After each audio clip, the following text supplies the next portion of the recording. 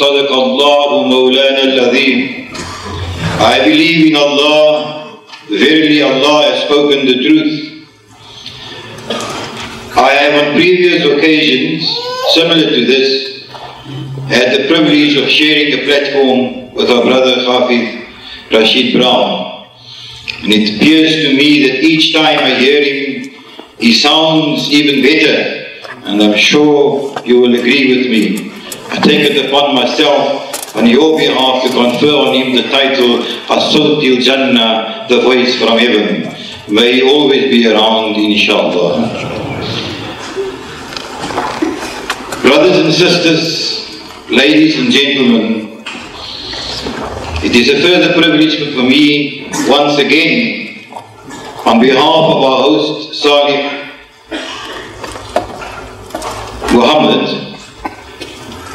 to share a platform with our great brother from Durban, Ahmed Deedat. I have no intention of boring you with introductions. He needs no introduction. He has many critics, but those people who do nothing never are criticized. And those people who criticize find it impossible to do 1/10 or 100th or 1,000th of what Brother Deedat has done. I don't have to tell you that he is a household name, not only here, not only in the Middle East, but throughout the whole world.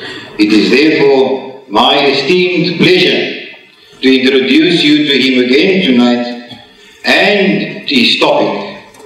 Brother Ahmed Deedat will speak to us on the topic Islam's answer to the New World Order. May I just remind you that this is a formal gathering. It therefore has a format.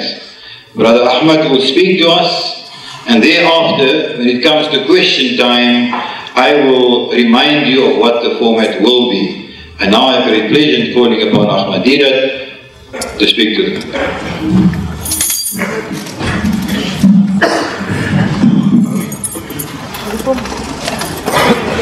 أعوذ بالله من الشيطان الرجيم.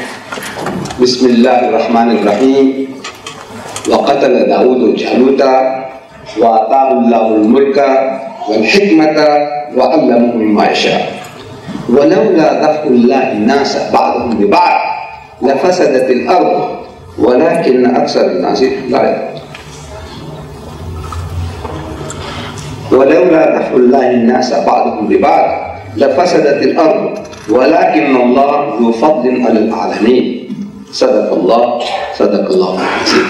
Mr. Chairman and my dear brothers and sisters, I repeated one of the ayahs from Somi that our brother has read, our Qari, the voice from heaven, Alhamdulillah.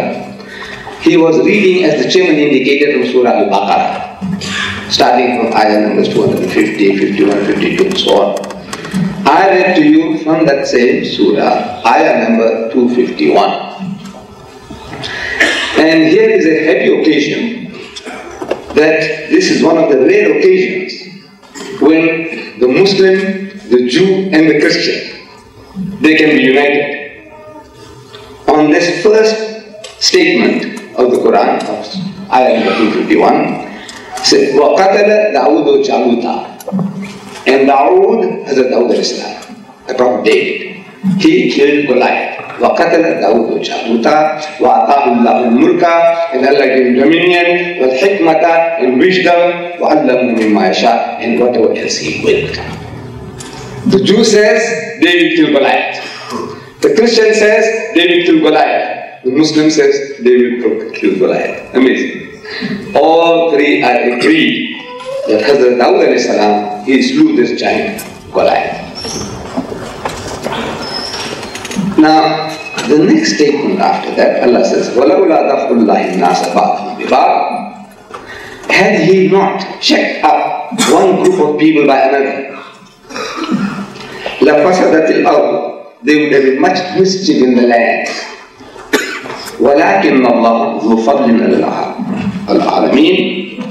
But Allah is full of bounty to all the worlds, to all His creatures. The subject of this evening's talk, Islam's answer to the New World Order, hails from this Quranic ayah that if Allah did not check up one group of people by another, there would have been much mischief in the land. There has always been in Allah's creation a balance of power. In the times of our Nabi Kareem Sallallahu Alaihi Wasallam, the East and the West, the Persian Empire and the Roman Empire, they were at loggerheads fighting. There was a balance of power. In recent times, we had communist Russia and the Western democracies, America. Both of them with atom bombs, checking one another. Had it not been for one group checking up the other, there would have been, as Allah says, much mischief in the land. Imagine Russia without America. What she would not have done. She marched into Afghanistan, invaded Afghanistan. And India, Pakistan, all would have been all like 9 things they would have fallen. The whole thing was hers.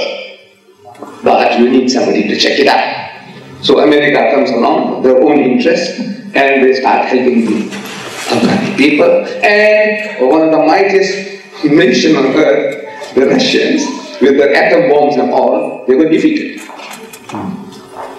And the balance was there all the time. That America doesn't go to extreme. She wanted to invade Cuba. Russia says, you dare touch Cuba. So we'll atom bomb you.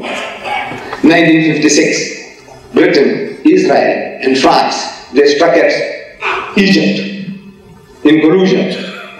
And they were almost on the verge of knocking it out. The blessings of America is there. Two for America and for Britain, France, and Israel. Russia gives a warning in 1956. He says, you stop your invasion immediately or I rocket bomb Paris and London. Immediately. There is a balance of power going on. But now, like a bubble, the Russian bubble has burst. Perish. There's only one superpower now, America. And she is running amok, you can see. Panama, she invaded Panama. Grenada.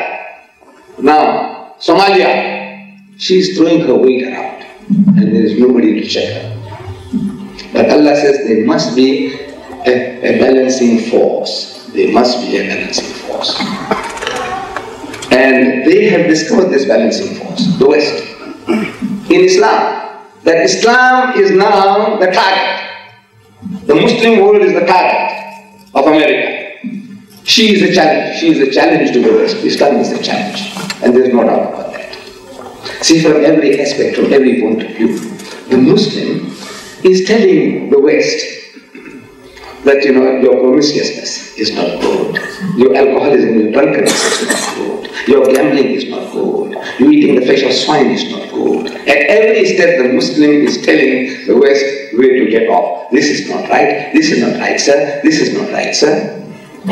And we have been a challenge to the West for centuries.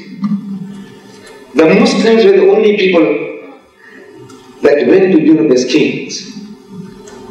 Do you know that? The Muslim nations were the only Muslim people who went, the only Asiatic people who went to Europe as kings, as rulers. The Phoenicians had gone there as traders, the Jews were taken as fugitives or captives, the Muslims went as rulers. They went and ruled Spain for 800 years. And this was at the time when Europe was just beginning to become conscious of their nationality, that we are a people. At that time in their history, the Muslims were knocking at their doors, from Vienna, the Turks, in Austria, and this side in Spain, 800 years. So the Muslim has been an eternal challenge. religiously also.